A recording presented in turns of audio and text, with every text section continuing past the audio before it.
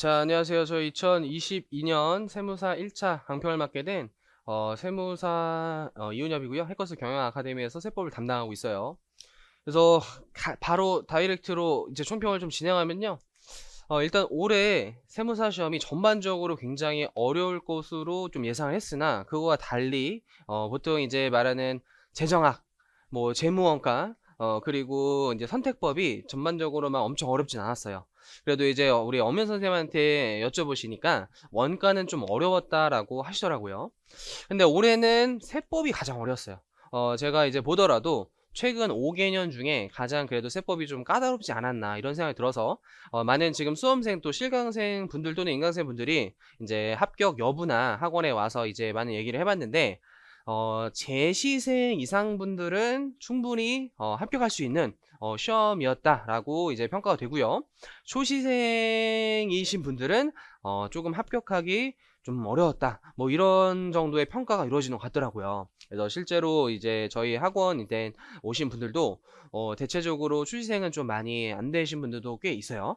근데 이제 재시생 이상 많이 붙었는데 과연 이제 왜 어려웠고 또 혹시 잘 안 되셨지만 또 다음 시험을 대비하셔야 되는 준비 목적에서 절대로 이런 시험에 트라우마가 생기면 안 돼요. 훌훌 터세요. 저희가 한 번 시험을 못 본 것이지 뭐 인생에 아픔이나 뭐 저도 사실 시험을 겪으면서 한참 힘들었기 때문에 매년 이 시험 볼 때마다 좀 감정이입이 되면서 막 좀 마음이 심장 쿵쾅쿵쾅 뛰어요. 당일날 시험 보는 것 같고 또 내가 가르친 수험생들을 어떻게 보면 인생을 책임지고 있다는 마음속에서 걱정과 우려와 기대, 설렘 무슨 오묘의 감정이 들면서 그날을 하루 종일 기분이 싱숭생숭 하더라고요. 매년 뭐 언제까지 감정이 뭐 이어질지 모르겠지만 어쨌든 시련이 있을 뿐 실패는 없었다. 그래서 올해 제 신입들도 작년에 사실은 잘 안 되셨지만 올해 고득점으로 많이 합격하시는 분들이 많단 말이에요. 그래서 올해 초시생분들 중에서도 뭐 안타깝게 이제 좀 결과물이 안 좋더라도 계속 세무사 시험을 준비한다면 또 1년을 대비하셔서 내년에 어차피 뭐 동차로 끊으시면 그게 유예로 합격하나 똑같아요. 그래서 자신감을 갖고 절대로 뭐 주눅 들거나 어 창피하지 않았으면 좋겠어요. 이렇게 막 마음이 막 울컥하네요. 그래서 일단 세법의 총평을 보시면 전반적으로 까다로웠는데 왜 그러냐, 우리 평소에 출제되지 않은 문항이 많이 출제되었고 좀 이따가 전반적으로 뭐 어떤 문항에서 나왔는지 설명을 드리고요.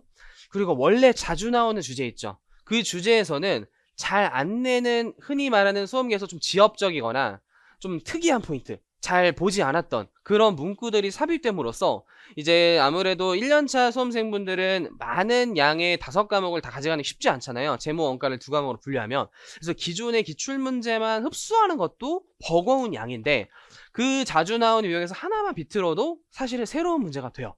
근데 아무래도 이제 조금 더 시간이 있으신 분들은 뭐 2차도 한번 겪으신 분들은 대부분 이제 새로운 주제들로 2차에서는 많이 다루는 주제들이기 때문에 와 이게 1차에 나왔구나 이 정도 판단이 들지만 이제 처음 1차만 공부하신 분들은 와 이거는 뭐 내가 기존에 보지 못했던 그냥 수업 시간에 설명은 들었지만 이제 문제를 접해보지 않으면 어떻게 할지 잘 이제 벙찌는 그런 주제들이 좀 상대적으로 많았다는 거예요. 특히 말 문제에서도 뭐 옳은 것은도 꽤 있었지만 그 포인트들이 평소에 잘 내지 않은 포인트가 꽤 있었어가지고 전반적인 난이도가 어려웠으나 이제 기존의 그래도 기출을 외우는 식의 공부가 아닌 좀 입체적으로 책과 병행하는 식으로 하시거나 또 저희 학원 모의고사 커리들로 그 기출에 안 나왔지만 나올 만한 예상 문제들을 잘 접근하신 분들은 최소 60점 이상을 달성할 수 있는 시험이었어요. 물론 이걸 쉬웠다고 평가하는 것이 아니라 까다로웠지만 그래도 잘 대비하신 분들은 충분히 60점 이상 맞을 수 있었고요. 또 이제 학원의 고득점자들은 뭐 80, 뭐 82.5 이런 분들도 실제로 계시긴 해요. 그래서 학원 모의고사 비슷했다 이런 이제 평가를 들었을 때 저도 이제 항상 기분이 뿌듯하고 또 이제 뭐랄까 그래도 내가 열심히 했구나 뭐 이런 감정이 들더라고요. 그래서 구체적으로 이제 여러분들도 화가 날 수 있어요. 저도 좀 화가 나는 부분. 일단 심판이란 주제만 5문제로 이제 구성을 해서 좀 말 문제가 까다로웠고, 와, 요거는 이제 깜짝 놀랐어요. 우리 소득세법에서 해외 주식 양도를 출제했는데, 즉 국내 주식, 해외 주식을 2개를 팔아요. 근데 해외 주식에서 이 교수님이 아마 물리신 것 같아요. 그래서 해외 주식에서 이제 결손이 마이너스가 떠가지고 이 주식을 통산하는 주제인데 통산으로 끝나면 안 되고 세율을 외우고 있었어야 돼요. 이게 산출세까지 물어봤기 때문에 아마 이거 많이 들으셨을 것 같은데 3억 원 이하가 20%고 3억 초과 25%그 구간을 하필 출제했어요. 실제 그냥 20%를 하신 분들은 1번이라는 또 킬링 오답이 있었기 때문에 좀 많이 틀렸을 것 같고요. 와, 이거는 우리 공부하지 마세요. 다시 이제 리뷰하신 분들도 안 해도 되는 게 법인세법 가산세 5개 지문을 다 처음번으로 출제하는데 이 법인세법 가산세가 거의 막 20, 30개가 돼요. 그거 어떻게 다 외워요? 이건 100점 방지형 문제였다라고 보시면 되고, 와, 우리 업무용 수연차 저도 올해 나온다 밀었는데 하필 리스로 출제했어요. 좀 반칙이에요. 1차에 우리 세무사에 낸 적이 없는데 처음 내주면은 좀 그냥 일반 운행기록 작성, 미작성, 뭐 월할상각 이런 것도 있는데 2차에도 한 번도 안 나온 시행규칙 조문, 운영리스 이런 거 출제해가지고 좀 이제 생소하지 않았나 이런 생각이 들고요. 감가상각 의제도 원래 1차에서는 좀 이제 시간이 좀 걸리기 때문에 잘 안 내는데 이걸 냈어요. 근데 이거는 저희 학원 모의고사에서 낸 주제가 거의 90% 흡사하기 때문에 그래도 좀 잘 맞추셨다라고 이제 보시면 돼요. 그래서 잘 안 내는 빈도수가 낮은 주제들이 이 정도로 되고요. 또 두 번째는 원래 잘 나와요.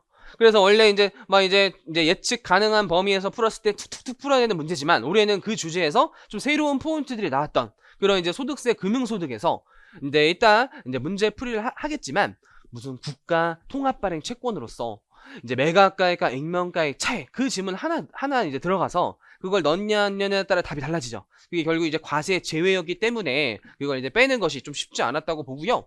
소득세법에 우리 아까 해외 주식 양도도 있었지만 양도 말 문제가 옳은 것으로 출제됐는데 그 옳은 지문이 굉장히 생소했었어요. 그러나 이게 1, 3, 4, 5가 좀 평이했기 때문에 그래도 그 지문을 모르더라도 정답을 맞출 수 있다고 보고요. 소득세에서 심지어 원천징수가 봉사료를 냈어요. 봉사료 우리 5%만 외우자 했는데 하필 그게 10%로 나와서 틀렸죠. 어쨌든 잘 나오지 않은 포인트였고, 부가세 사업자 등록은 정말 나중에 이제 오다 보시겠지만 그 포인트가 와 요거를 무슨 함정을 해놓나? 뭐 이런 느낌? 그리고 이제 또 요게 이제 못 넣어놨지만 세금 계산서도 그래요. 우리 수정 세금 계산서에서 반품된 거 환입된 날로 수정 적고 했는데 와 설마 우리 요즘 실무상으로 다 프로그램으로 이제 막 이제 알아서 이제 자동으로 이제 빨간색으로 변해되는데 붉은색 글씨로만 이제 검은색 글씨로 나오게 이제 오답을 해놨죠. 와 그런 것도 좀 이런 유형에 해당돼요.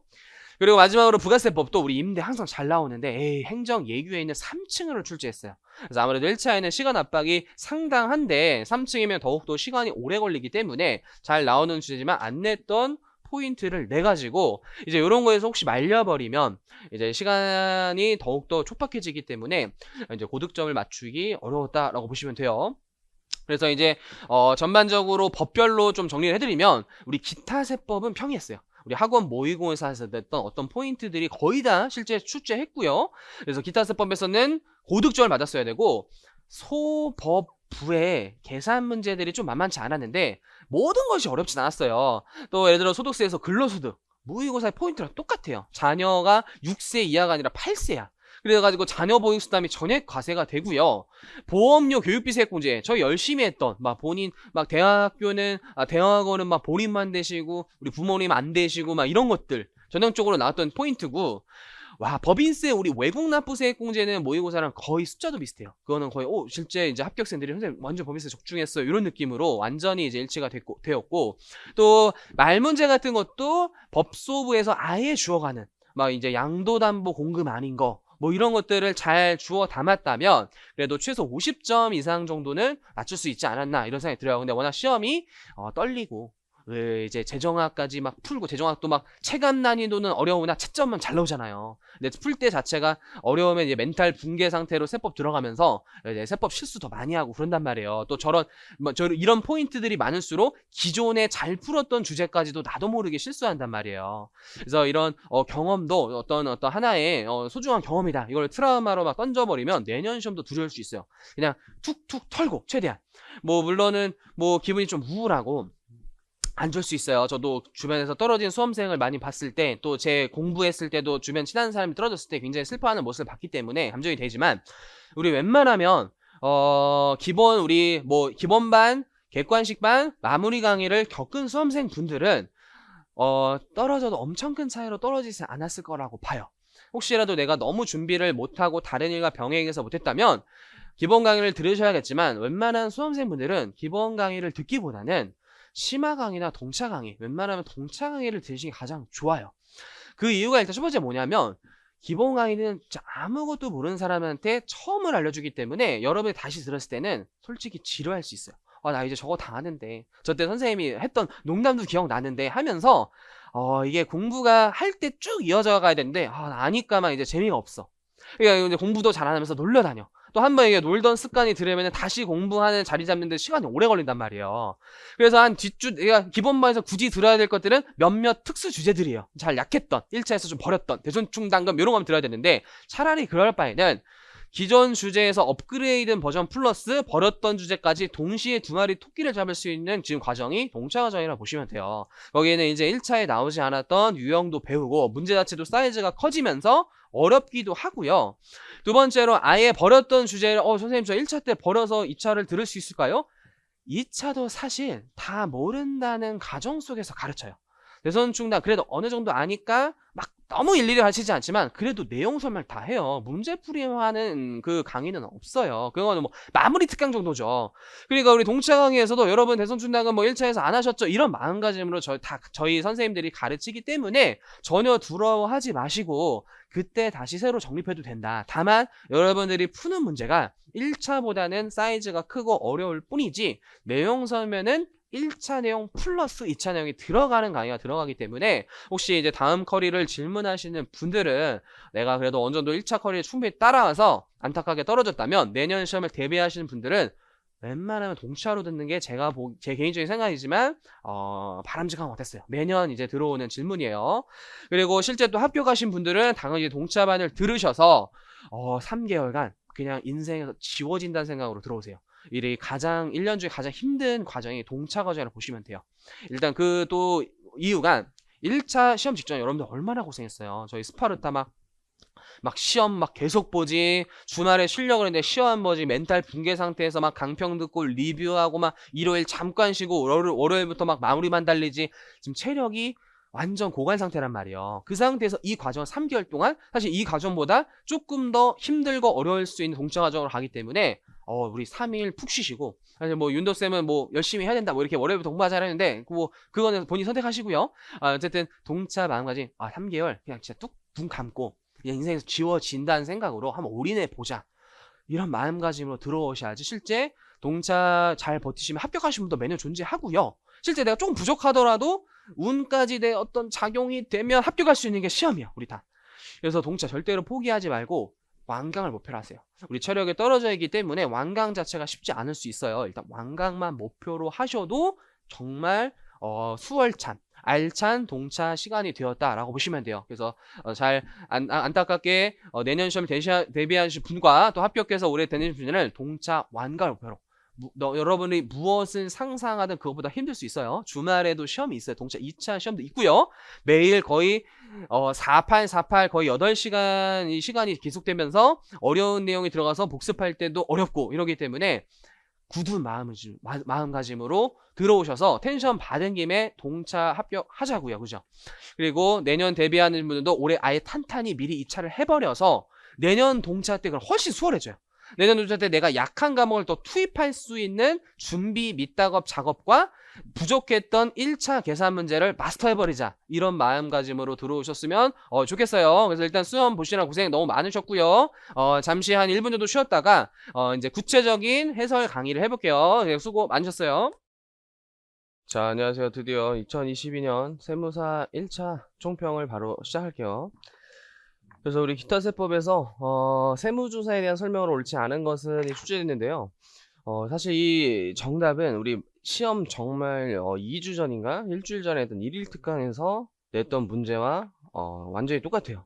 이제 그래서 이 1번이 틀렸는데요. 납세자에 대한 구체적 탈세 제보가 있는 경우에는 우리 원래 통합조사가 원칙인데 부분조사 실시가 가능해요. 근데 이 경우에도 같은 세목 및 같은 과세기간에 대하여 이외를 초과하여 실시할 수는 없기 때문에 이제 1번이 틀렸어요. 그래서 쉽게 맞출 수 있을 거라 보고요. 그 다음에 42번에 우리 환금에 관한 내용도 다 이제 모의고사에서 보고 워낙 수업 시간에 강조했던 질문이에요. 그래서 우리 명의대여자에 대한 것을 취소하고 실질 기속자를 납세 의무자를 해서 납부한 확인된 금액은 기납부 먼저 까고 마지막에 특히 중요할 게 명의자가 아닌 실질 기속자에게 환급을 하는 이제 대법원 판례와 어떤 국세청의 답변이 달랐기 때문에 시험에 이제 나올 수 있다라고 했었죠. 옳은 지문으로 나왔고 환급 가산 이자를 시작해야 되는 그 기산점이 언제냐? 개정된 법률 시행일의 다음 날이지 개정된 날이 아니라고 했어요. 이것도 맞는 질문이고 우리 소멸시효도 환급금 안내문을 통해서 중단되지 않는다고 했었죠. 이게 중단이 되면 다시 이제 일단 안내 이행에 불과한 거에 불과하다라는 이론적 내용과 또 현실적으로 중단이 되면 공무원분들의 어떤 그 할 일이 늘어나는 느낌이 있다 그랬죠. 다시 이 기산점이 5년으로 늘어나기 때문이죠. 중단이 되지 않고 우리 환급금으로 결정한 금액을 다른 세무서에 체납된 금액과도 충당이 가능하다고 했어요. 그래서 리을만 틀리기 때문에 기니디 이제 3번이 맞는 질문이고 다음 페이지에 이제 심판은 원래 잘 출제하는 주제가 아닌데 그러니까 심판으로만 이제 한 문제가 구성되지는 잘 않는데 조금 까다로울 수 있는데 그래도 우리가 이제 다 수업 시간에 봤던 우리 상근, 상임, 비상임, 조세, 심판관의 임기 3년으로 하고 한 차례 중임이 가능해요. 중임할 수 없다라는 문구가 확 눈에 들어왔을 거예요. 그리고 과적 청구가 우리 배제되는 경우를 모두 고른 것은인데 사실 이런 것도 우리 모의고사에서 워낙 자주 봤던 지문이고요. 조금 까다로울 수 있으나 결국 다예요. 다. 이게 다 기니딜이 모두 배제가 되죠. 이거는. 그래서 쉬운 것들은 넘어갈게요. 자, 이어서 45번을 보시면요. 우리 납세 담보에 관한 설명을 옳지 않은 것은인데, 이거 옳은 것이네요. 옳은 것은. 그래서 양도성 예금 증서도 우리 현금이 현금성 자산이에요. 납세 담보를 굳이 안 받을 이유가 없고, 실제 법에 이제 열거된 납세 담보 재산에 해당한다. 그래서 납세 담보로 제공할 수 있는 유가적을 해당한다고, 이제 돈이 유일하게 납부가 가능하다고 열심히 했고요. 이제 보증보험증권은 30일을 더한 기간을 필요로 하고 토지와 같은 자산은 120% 이상 이제 제공하셔야 되고 현금이나 뭐 은행의 납세보조서 같은 것들만 110%죠. 그래서 5번만 맞는 지문이고요. 다른 지문은 모두 틀린 것이다. 그리고 오른쪽에 이제 공매 쪽으로 가보시면요. 그리고 공매 보증은 뭐 10% 받는다 너무 쉽고 이제 조금 이것도 굉장히 하의 문제예요. 왜냐면 4번에 이미 기출에도 많이 나온 지문이고 모의고사에서도 몇 번씩 이제 강조했던 체납자는 제3자 명의나 재산으로 압류 재산을 매수할 수 없죠. 그래서 매수인의 제한이라는 조문에서 사실 압류해서 지금 막 세금을 안 내가지고 팔았는데 그 자산을 다시 사는 거 자체가 좀 상황 자체가 있기도 어려울 뿐더러 또 이론적으로 너무 이상하지 않나요? 그래서 매수할 수 없다 지문이고 그 다음에 아래쪽에 우리 강제징수에 대한 설명도 보시면 이것도 모두 올킬로 우리 모의고사에서 봤던 지문일 거예요. 그래서 이제 쉬우니까 5번 정답 보시면 우리 국가 지자체 재산을 매수한 경우에 소유권 이전 전이라도 체납자의 국가 지자체의 권리를 압류할 수 있다죠. 아무래도 국가 입장에서는 압류를 좀 속행하기 위해서 이런 규정을 두지 않았나라는 게 이제 입법 취지라고 했고요. 심지어 이것도 적중했어요. 우리 고액 상습 체납자라 그래서 굉장히 한 1년 동안 2억 원이나 안 낸 이런 분들은 사실 이제 인적 공개를 명단 공개하면서 좀 상대적으로 뭐 이미지 실추, 사회적으로 좀 망신 뭐 이런 걸 줌으로써 세금을 내게 유도하려고 했지만 실효성이 좀 떨어진다. 실제 잘 내더라. 뭐 이런 비판과 지적, 문제점이 있었단 말이에요. 그래서 국세청이 조금 더 칼을 강력히 빼들면서 이제 감치, 유치상에 가두자라는 규정을 도입하고 실제 이제 이 규정은 실효성이 있게 강력하게 뭐 하겠다. 약간 이런 식으로 공표를 했단 말이죠. 그래서 올해 시험에 나올 수 있으니까 좀 힘있게 봐주세요라고 했는데 정확히 출제가 되었어요.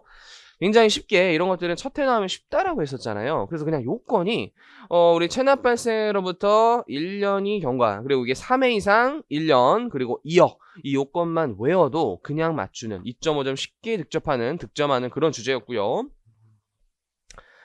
또 다음 페이지에 요게 우리 요건 안 봤구나. 죄송해요. 맞네. 이거 봤구나. 다음 페이지에 그나마 조처법에서 이 문제가 살짝 까다로웠는데 물음을 좀 잘 봤어야 돼요.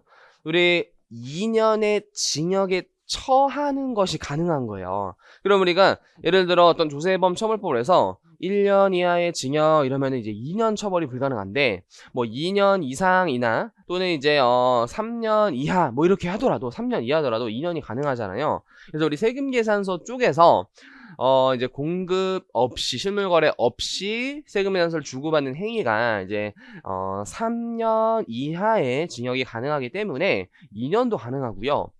그다음에 니, 디, 리의 경우에는 모두 1년 이하라는 처벌로 가능해져서 요거는 2년의 처벌이 불가능해요. 그래서 오로지 기억만 이제 2년 이상의 처벌이 가능했지만 요거는 좀 이제 문제가 좀 까다로웠을 수도 있어요. 요거는 좀 어려웠다라고 보시면 되고.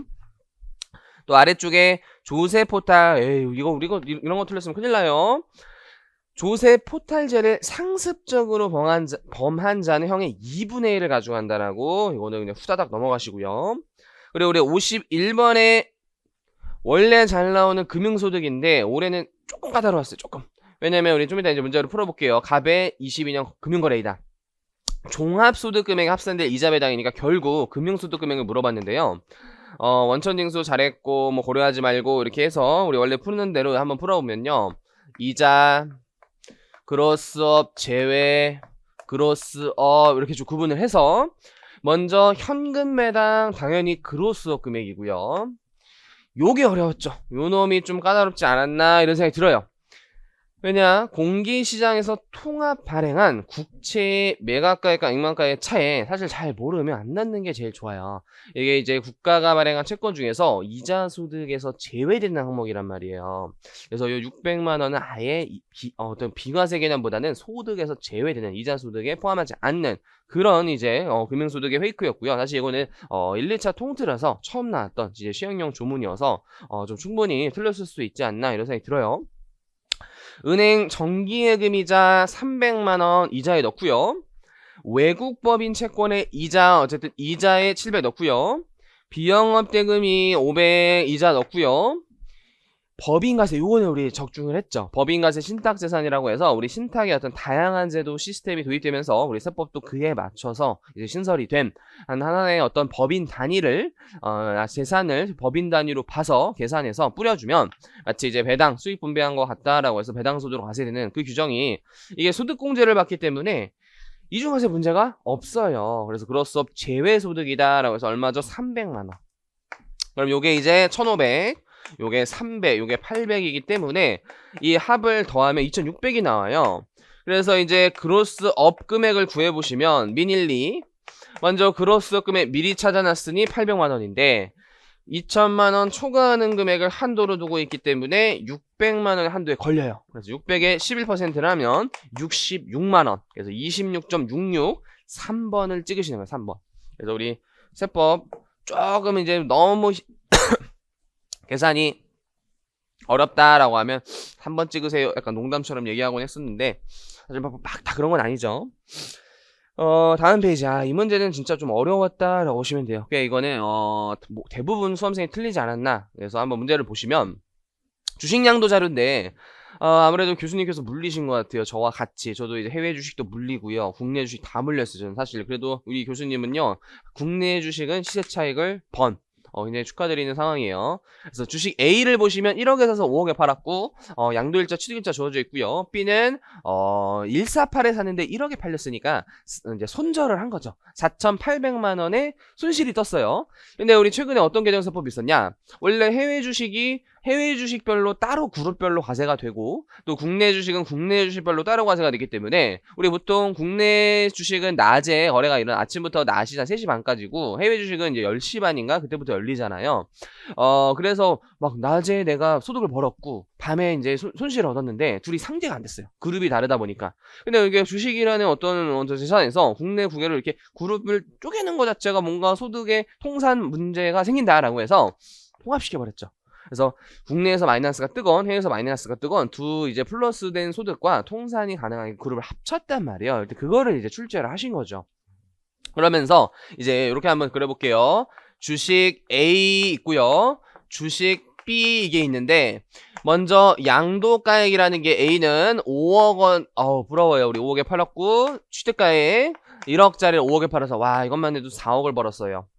그리고 우리 1억에서 148 빼시면은 요거는 안타깝게도 물렸어요. 4,800 손실인데 일단 A는 우리 제조업 일량에는 중소기업인 국내 비상자본 A가 발행한 주식이고요. 이런 것들이 세율과 관련된 자료죠. 그리고 이분 10%나 취득하고 있기 때문에 소액주주가 아니라 대주주예요. 그래서 중소기업 대주주가 이제 어떤 세율과 관련된 자료다. 이따 좀 이따 설명드릴 거고요.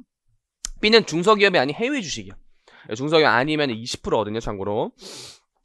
근데 여기 마이너스가 떠서 세율이 중요하지 않고 주식 팔면 약간 거래세라는 수수료가 이제 떼이잖아요. 그래서 양도 비용에 들어가고요.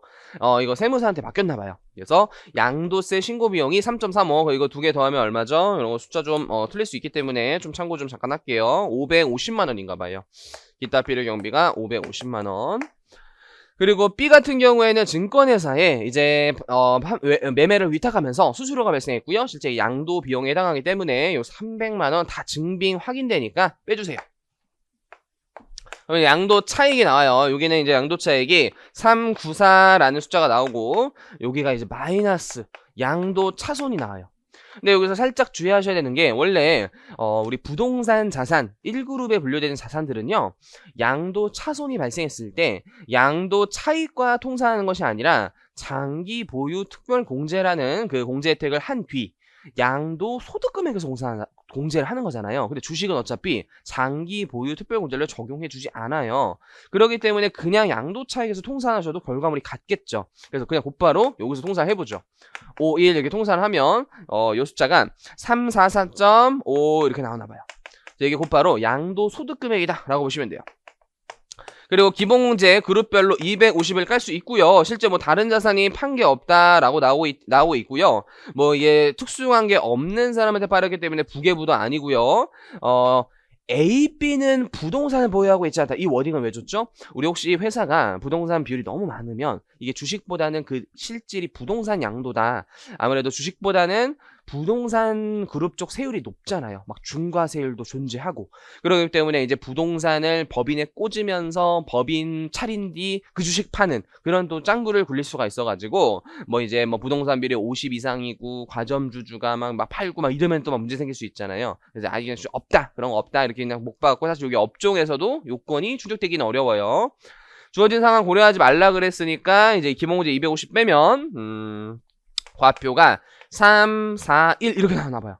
여기까지 구한 수험생 꽤 있었을 텐데 마지막 세율이 좀 너무 어렵지 않았나 이런 생각이 들어요. 원래 중소기업 아닌 대주주 20% 이렇게 생각할 수 있었는데 또 최근에 약간 나름 최근에 개정이 돼서 우리 3억까지는 20% 3억 초과분만 누진율로 약간 25%가 적용이 된단 말이에요. 그래서 6천만 원 플러스 3억 초과는 4,100만 원만 25%를 적용했을 때 정답은 2번이 나오는데요. 저기까지 잘 구한 뒤에 세율 20%를 때리면 1번이 나와버려요. 1번이. 그래서 1번 찍으신 분들은 그래도 졌지만 잘 싸웠다. 젖잘 싸웠어요. 그래도 굉장히 선방했다. 우리 2차 가서도 양도세 이제 비빌 수 있는 굉장한 실력가다라고 보시면 돼요. 자, 이제 다음 문제 가보시면요. 우리 53번에 우리 근로소득. 이 문제는 저희 학원 모의고사만 잘 정리하셨어도 100% 맞췄어야 되는 문제고요. 왜냐면 중소기업 A의 과장으로 근무하시는 갑의 총급여액을 물어봤는데 당연히 기본급 상여 안 넣으면 뭐가 과세되는 거죠? 외근 수당 당연히 이제 800만 원 외수당 과세되고요. 이분이 어쨌든 과장이기 때문에 무슨 생산직 근로자의 월정액급 그런 내용이 아니죠. 그리고 사택 무상 제공이고 위로 올라가서 우리 과장 직급을 보셔야 돼요. 여기는 그죠? 직급. 왜 대주주 임원이 과세되기 때문에 우리 과장님은 비과세 혜택 받을 수 있고요.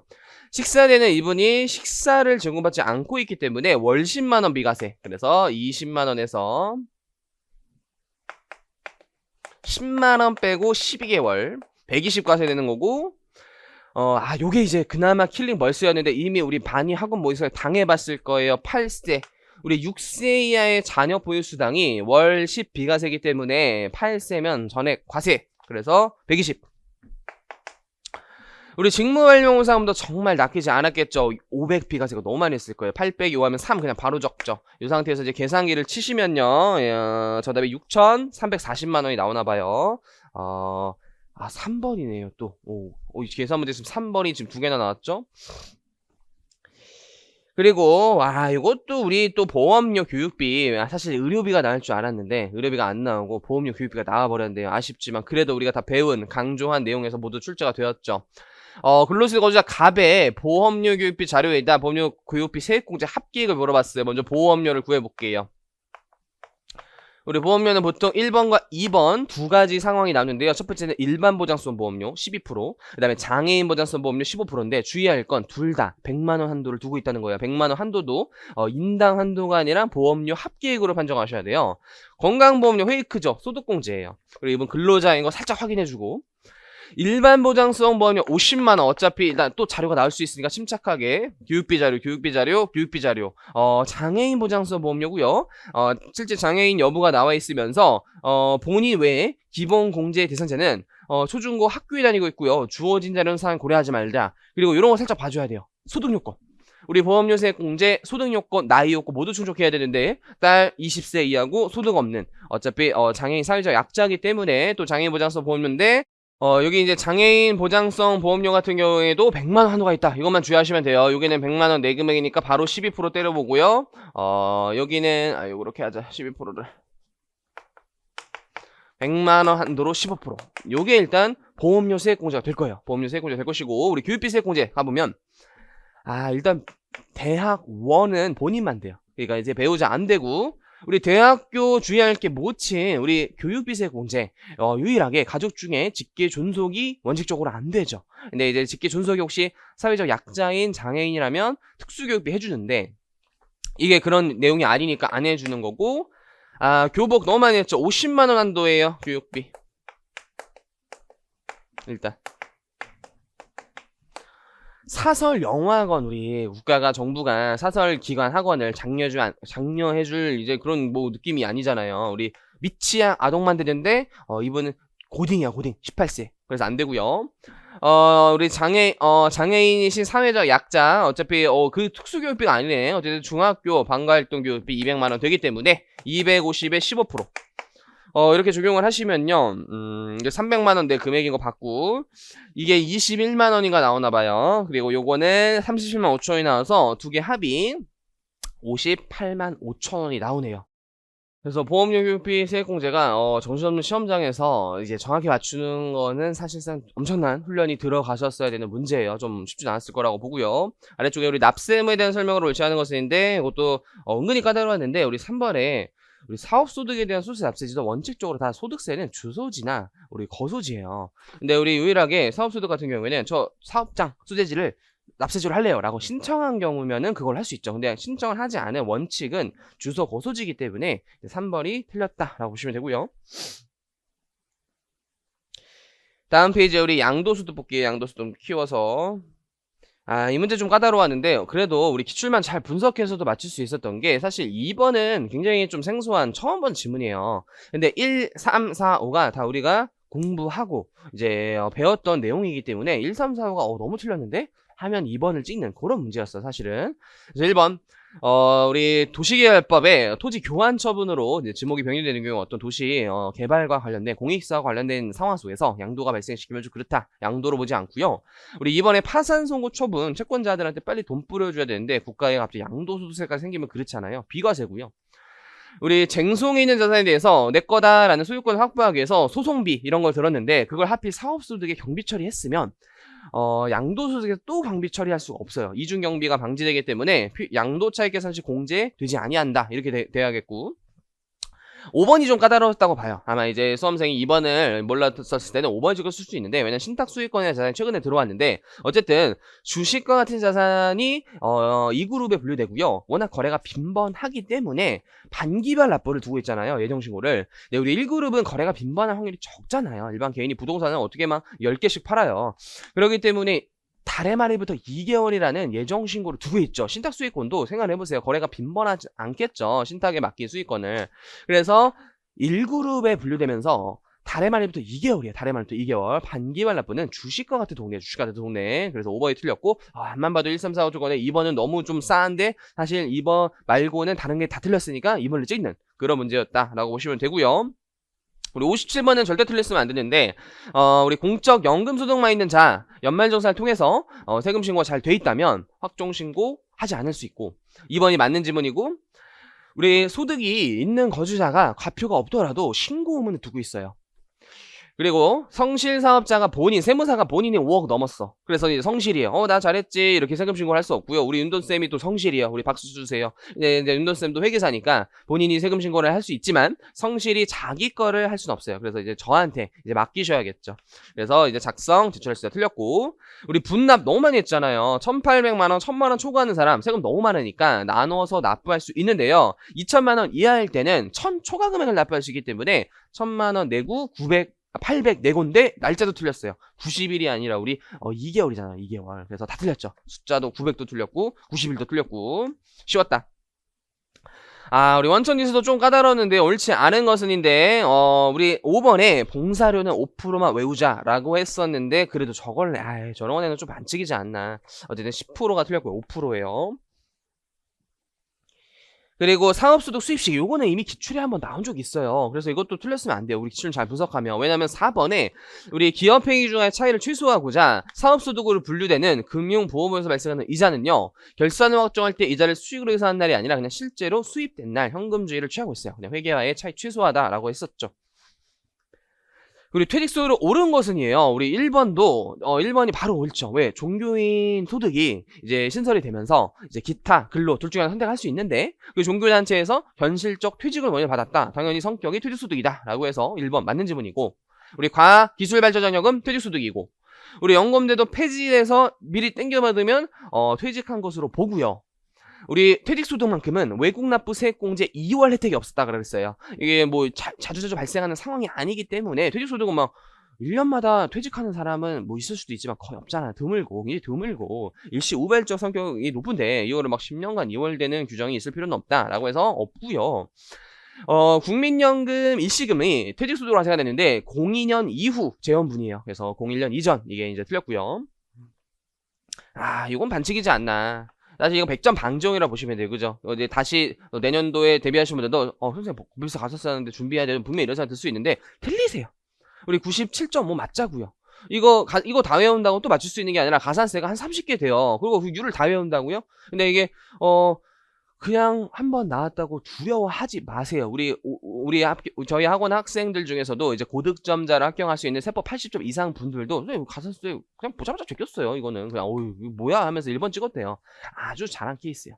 근데 그냥 막 가산세 갔어 이거 뭐지 막 이러면서 막 시간을 조금이라도 쏟은 사람들이 오히려 멘탈이 붕괴된 거고 뭐야 이거 형 그냥 1번 찍고 넘어가자 뭐 이렇게 틀려도 상관없다요. 정답은 이제 5번이지만 그래서 소비자 상대업종을 영위하는 법인은 요건에 해당하는 날에 속한 달의 말일부터 3개월 이내에 현금 영수증 가맹점으로 가입을 해야 되는데 가입하지 않은 경우에는 1%의 일정한 다른 비율을 곱한 가산세를 한다. 리뷰하지도 마세요. 화가 나요. 그 다음에 의제배당. 우리 요거는 이제 좋은 문제고, 이제 잘 맞췄어야 되죠. 잉여금 자본 전입으로 난 의제배당 금액인데, 우리, 요렇게 한번 정리해볼까요? 의제배당으로 과세되는 거와 과세되지 않는 거로 한번 구분해보죠. 첫 번째, 주발초는 원래 의제배당 지원이 아니죠. 자본 잉여금이잖아요. 근데 채무에 출자자를 씹으면 이제 요거는 이제 의제배당 재원이어서 100. 그 다음에 소각이익은 원래는 아니지만, 원칙은 아니지만, 소각 당시 시가가 취득가에 초과하면 의제배당 이고요. 그 다음에 자처이익 입금이잖아요. 그 다음에 포괄적 교환차익과 이전차익 싹 다 아니죠. 300, 100만원. 그리고 재평가 적립금은 주의해야 되는 게 토지 1% 재평가 적립금의 세율이 좀 낮으니 입금으로 과세를 한다라고 했었죠. 아주 오래전에. 그래서 40만원, 100만원인가 뭐 이런 식으로. 마지막으로 잉여금 당연히 입금의 집합제다라고 했었어요. 근데 다행히도 지분 비율 증가분은 없네요. 그래서 이거 구할 필요가 없었네요. 요거 싹 다 더하면 얼마죠? 요거를 싹 다 더해줘요. 요거 싹 다 더하면 1790만원. 그리고 이 사람 지분 비율 15% 싹 때리면은 정답이 268만 5천원. 2번이 뿅 나오고요. 우리 괜찮았다. 우리 합병도 충분히 배운 지문에서 나왔어요. 좀 생소한 지문이 있더라도 옳지 않은 것은 쉬웠는데 적격 합병법인은 이게 이제 어떤 하나로 합쳐지는 형식적 조직 개편에 불과하다라고 해서 합병 다시 과세 문제를 없게 만든단 말이에요. 그중 하나가 우리 피합병법인의 자산을 장부가액으로 양도받는 것으로 봐서 그 이제 어떤 합병 매수차익이나 매수차익이 없게 만들잖아요.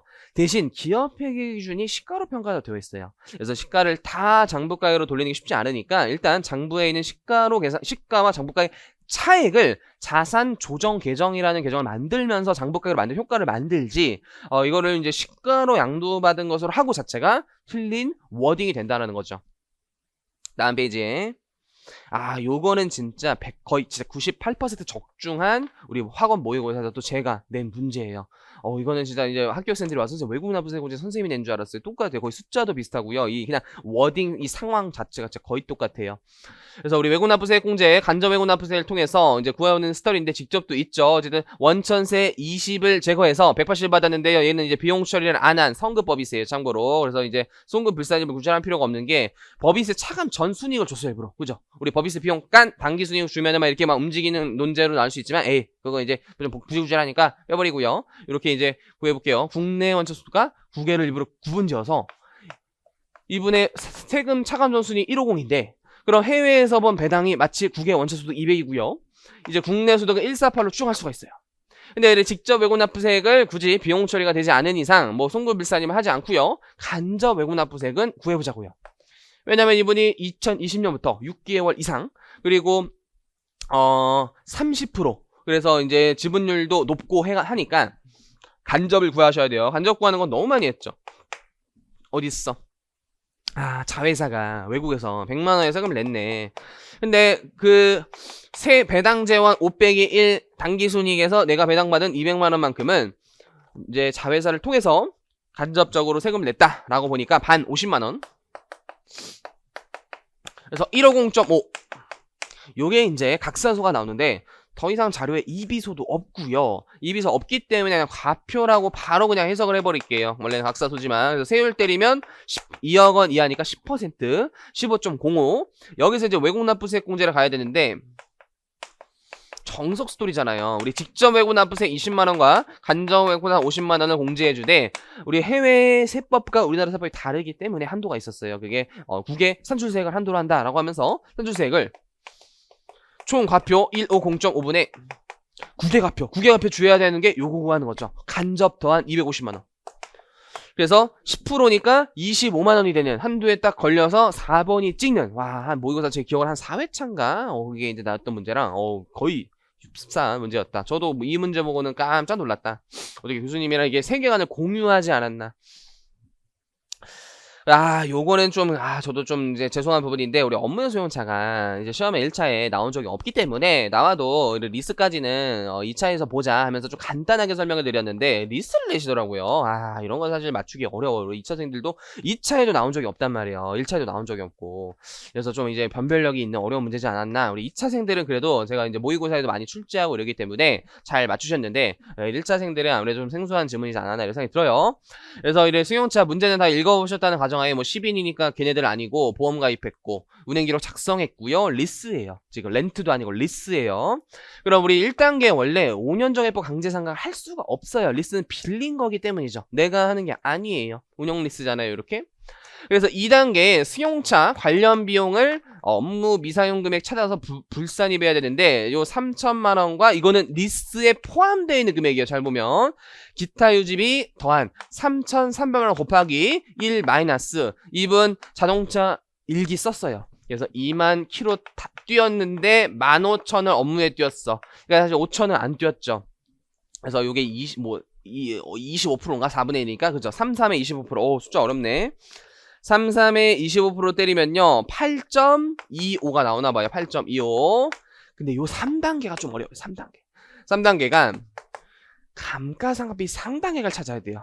우리 리스는 내가 감가를 안 하지만, 그럼 이제 고액 리스라는 건 고액 차량인 거고, 우리 내가 취득한 자산에 대해선 800까지만 인정되는데 리스한 거에선 전액 인정이 되면 둘 간의 형평이 안 맞잖아요. 그래서 리스료 중에 감가상각비 상당액 찾아야 돼요. 이 리스료 중에 감가상각비는 보자수 뺀 거죠.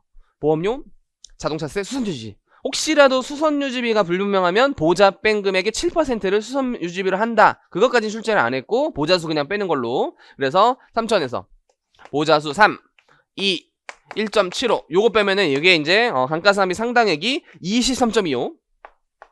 그리고 요것도 은근히 많이 실수해요. 이 감가상각비 상당액에 업무 사용비를 곱하셔야 돼요. 업무 사용 비율이 2만 달렸고 15,000 달린 요 비율 그대로 쓰시는 거고요. 이게 800만 원까지 인정이 된 스토리예요. 그래서 9.4375 요게 나와가지고 요 두 가지 합객을 정답으로 찾으시는 17점 얼마 나오지 않나. 와, 계산 문제 3번 대박이었죠. 17.687호다. 그리고 아래쪽이요.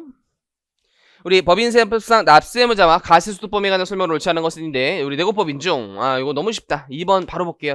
비영리법인 청산소득에 대한 납세의무가 없죠. 와우, 강평할 거의 가치가 없어. 그리고 요건 은근히 좀 까다로울 수 있지만 요것도 우리 다 모의고사에서 적중했던 그런 문제인데 송금산이 입금일산이학교에 구해보세요. 채권 중에 소멸시효가 완성됐어요. 회사가 비용 처리 안 했지만 우리는 강제 신고지 사항인 법적 청구권의 소멸, 요거는 반드시 사유가 발생한 해 송금이니까 마이너스 200 송금산임. 토지의 우리 취득세는 취득 원가지만 가산세는 송금 불산이 항목이기 때문에 원가가 될 수 없어요. 자산에서 빼내세요. 마이너스 1. 우리 회계와는 다르게 지분법이라는 걸 법인세법은 인정하지 않고 있어요. 그래서 우리는 뭐 자회사의 당기순이 증가할 때 미리 잡는 그런 규정 없어요. 그래서 이렇게 지분법이 다 취소하셔서 입금불산이 마이너스 2 요거 3개 더하면 되는데 마이너스 5 사이즈에 비해 그렇게 어렵지 않은 문제였어요. 이것도. 그래서 2번이고요. 감가상 의제 시간이 좀 어릴 수 있으나 이것도 우리 저희 모의고사에서 정확히 이제 거의 이제 유사한 문제로 출제를 했죠. 그래서 20기부터 침착하게 풀어보면요. 요거는 약간 스킬적으로 풀어드릴게요. 2천만 원 그리고 5천만 원 곱하기 0.259라는 이제 상각률을 곱하면 이제 상각 범위에게 나와서 상각 부위인에게 나올 수 있는데 우리 감가상 의제가 어디서 봤어야 되냐면 감면. 매년 감면 받았어요.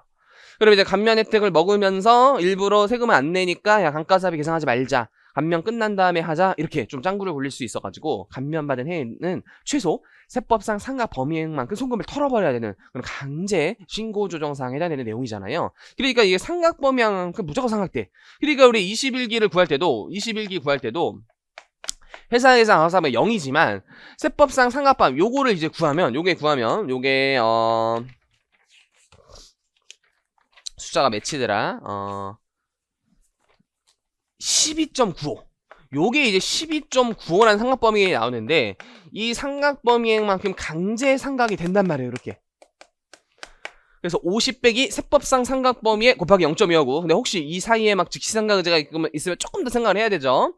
그래서 요 금액은 또 다시 한번 9.595 이렇게 나오고요. 그럼 22기도 시험장에서 이제 빨리 구하려면 5천만 원 빼기 20기 세법상 상각범위에 21기 세법상 9.595 곱하기 0.259. 근데 여기 회사가 800만원 계산했기 때문에 이 800만원과 요 금액을 M- 넣고 요걸 M 플러스 넣어가지고 MR로 쇽 때리면은 1번에 889402 요 숫자가 딱 나와요. 그래서 감면일 때는 세법상 상각범위에 일단 털면 되는데 중간에 이제 직시상각 의제가 존재하면은 그거를 세법상 그냥 취득가액처럼 생각을 해서 그냥 풀어야 되는 그런 이제 어떤 스킬적인 느낌도 보여드렸죠. 그래서 그렇게 풀면은 그래도 좀 풀 수 있는 시험이지 않았나. 근데 이제 보통 처음 1차 준비하신 분들은 시간이 꽤 오래 걸리고 까다로운 주제이기 때문에 이제 안 푸셨어도 합격하는 지장이 없었고요. 너무 쉬웠죠. 우리 기부금 귀속 시기가 어음 발행한 경우에는요 현금주의, 어음 결제를 현금주의로 보고 있어요. 발행 하나 틀렸고요. 70번에 손익귀속 시기 우리 비트코인 가상자산은요 이동평균법이나 선입선출법에 따라 평가하셔야 돼요. 그래서 이번에 틀렸다. 72번은 조금 지엽적인 질문이었는데 우리 3번에 사업 장단위로 들어간 사업자가 사업 자단위로 변경하려면 개시 21년까지 맞는데 우리 사업장 관할 세무서장이 아니라 본점, 주사무소 세무서장한테 변경 들어해야 되고요. 나머지 지문들이 조금 특이한 걸 넣어놨기 때문에 이것도 좀 많이 틀렸을 거라고 추정이 돼요. 72번 너무 쉬웠죠. 우리 양도담보 공급이 아니에요. 그리고 73번 한번 풀어보죠. 이건 은근히 까다로웠어요. 일단 과세사업에 관한 A의 자료이다. 예정신고 체크하면서 일기예정 과표 구하세요. 첫 번째 공급 단위를 구획할 수 없는 계속적 용역의 공급은요 대가의 각 부분을 받기로 한 때예요. 그래서 계약금 받기로 한 때, 중도금 받기로 한 때, 잔금 받기로 한 때고 세금연산서를 이제 선발급하면 또 문제가 되니까 야 그냥 대금 받기로 한 날 저 위 날짜대로 끊기로 했다라고 하니까 공급 시기 1월 5일, 2월 20일 요 두 개가 들어가겠죠. 얘는 4월 달이니까 그래서 2 더하기 4하면 6이고 특허권을 2년간 대여하기로 하고 이제 3월 30일에 대가 일부 아마 계약금 같은 거 받았나봐요. 100만원 대가 받고 끊어주는 선발급 세무서 허용되니까 100만원 넣으시고요.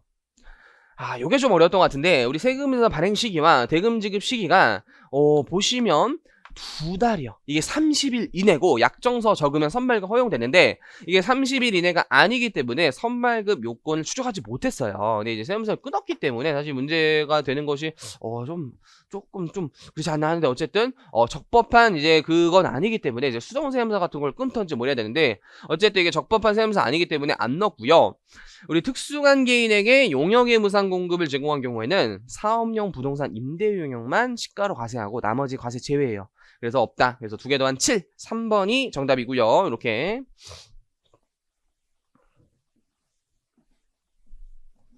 요것도 3번이었네. 그리고 옳지 않은 것은 영세열면세 얘도 쉬웠죠. 우리 먹는 거는 터치하지 말자. 외국 거 국산 면세인데 이제 비식용 외국산 과세돼서 우리 막 경주마 이런 거 수업 시간에 설명해주고 그러잖아요. 막 수입산 경주마는 과세되고 우리나라 이제 말은 면세된다 이러면서 외국에 생산돼서 비식용으로 제공하는 수산물 이런 거 막 뭐 군붕어 이런 것도 있잖아요. 관상용 군붕어 그런 거는 외국산 수입은 과세한다. 그래서 한 번에 틀렸고 75번 쉬웠어요. 겸용사업자인데 최근 나온 겸용사업 중에 제일 쉽지 않았나 이런 생각이요. 첫 번째 법인사업자로부터 과세제한 사고 세무서에서 외에 종이를 받은 거예요. 근데 이게 상대방이 잘못한 거지 내가 잘못한 건 아니잖아요. 매입자는 매입세 공제 해주세요. 200만원 거래사실 확인되는데 면세 사업에 사용하는 거는 불공이고요.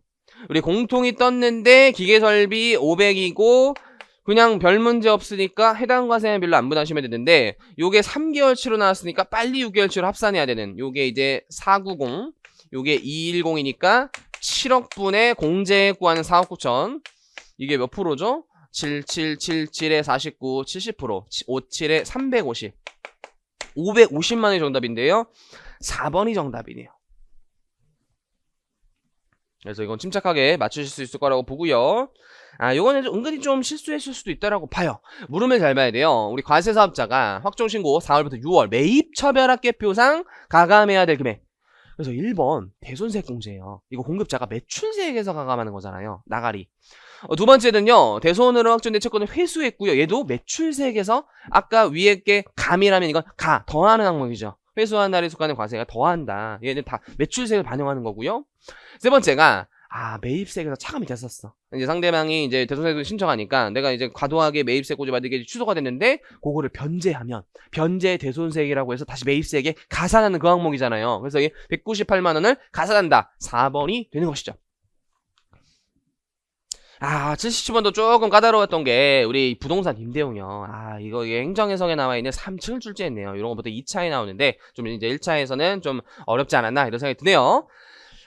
그래서 상가 100 주택 100인데 지금 주택 건물 면적이 더 커요. 그러니까 건물은 전부 주택으로 본다.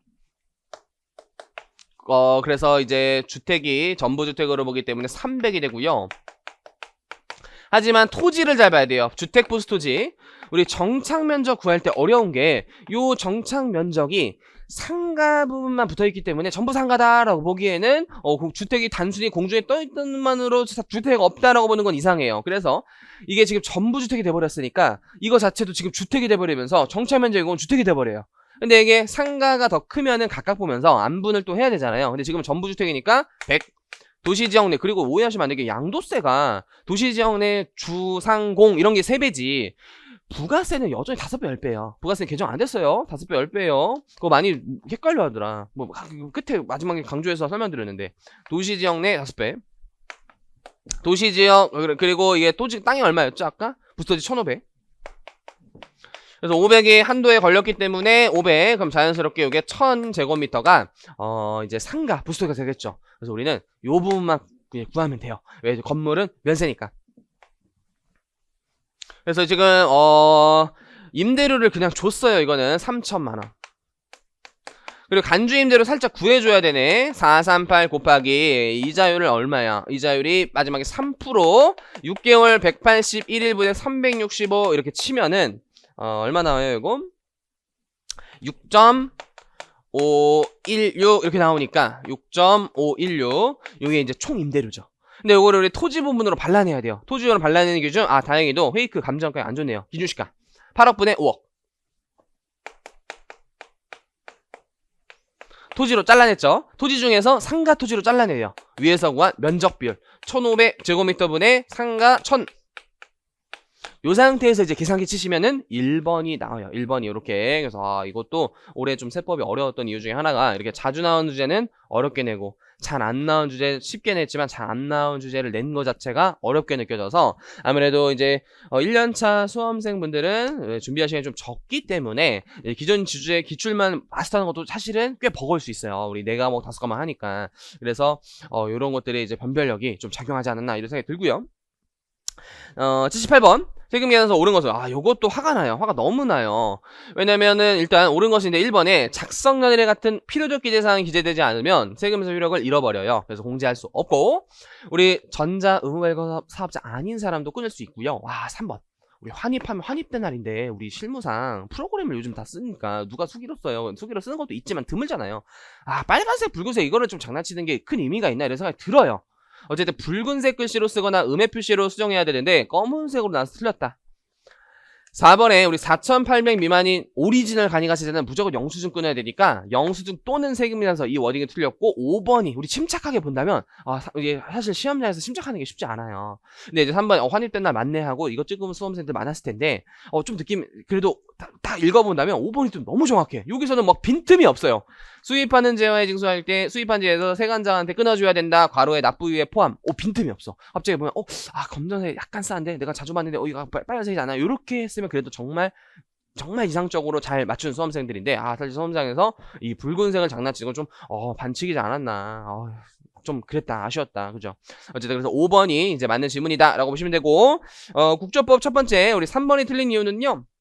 상호 합의 절차가 진행 중인 경우가 아니라 종료된 후에 이제 해야 되니까 틀렸고 마지막에 요 지문은 순 이자 비용에 순이 빠졌어요. 네팅 쳐야 돼요. 이자 비용과 이자 수익 네팅 천 금액으로 이제 구하셔야 되는데 그냥 이자 비용에 나서 틀렸다라고 보시면 돼요. 그래서 올해 시험은 아무래도 기타 세법은 좀 무난했으나 법수부가 상대적으로 좀 더 어려웠다라는 거예요. 특히 이제 부가세법, 전략이 되는 부가세법이 좀 까다로웠고 특히 계산 문제들이 까다로운 게 많았고 말 문제도 옳은 것이랑 옳지 않은 것은 또 말 문제도 좀 까다로운 게 많았어요.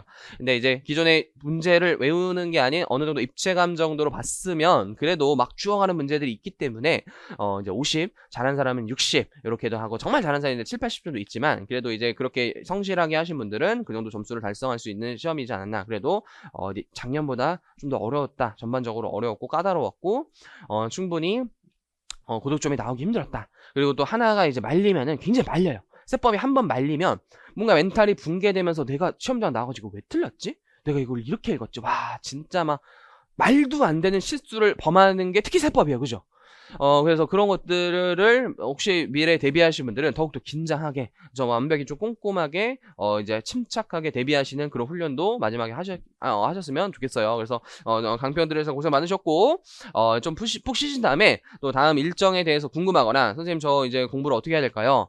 그런 이제 질의가 있으신 분들은 뭐 여유 되시는 분들 학원에 직접 방문하셔서, 이제 학원에 뭐 스케줄상 저랑 이제 상담하셔도 되고요. 좀 이제 부끄럽고 창피하다 그러면 인터넷 게시판에 언제든 남겨주시면 제가 최대한 자세히 답변을 드릴게요. 그래서 시험 보시면 일단 고생 너무 많으셨고 절대로 제가 위로를 잘 못하는 게 위로하다가 제가 울어버려요. 제가 위로하다가 눈물이 막 앞을 서가지고 위로 말을 잘 못하는데 정말 이제 시험 보시다 너무 고생 많으셨고 절대로 결과를 떠나서 일단 대단한 시험을 여러분들 봤다. 그래서 굉장한 좀 자부심을 갖고 뭔가 주눅이 들거나 자신감을 잃거나 그러지 않았으면 좋겠어요. 그래서 이제 강평 많이 들으셨고 고생 많으셨어요.